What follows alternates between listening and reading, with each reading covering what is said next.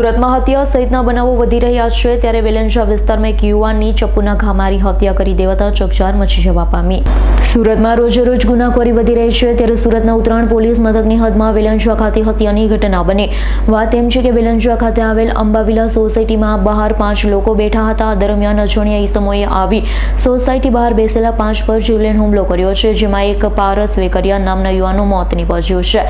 અન્ય 4ની ઈજાઓ થતા હોસ્પિટલમાં ખસેડાયા। બનાવની જાણ થતા પોલીસ કાફલો સ્થળ પર દોડી ગયો હતો। લાશનો કબજો લઈ વધુ તપાસ હાથ ધરી। પ્રશાંત પ્રતાપભાઈ વેકરિયા। શું ઘટના બની છે?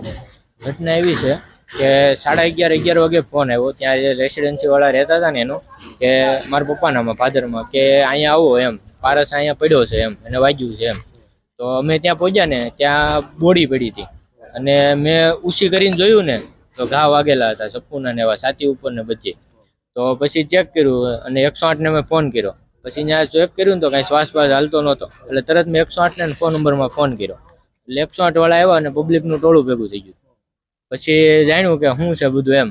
તો એમાં 4-5 જણા દોસ્તારો ને બધાને આવ્યા કે આ માથાકૂટ થઈ છે અને આને કાંઈ ખબર નહોતી ને આ ભાઈ ભાગવા ગયા ને ભગાણું નહીં અને ઘા વાગી ગયો। Bureau report S9 news Surat. અમારી તમામ માહિતીથી અપડેટ રહેવા માટે જોડાયેલા રહો S9 ન્યૂઝ સાથે।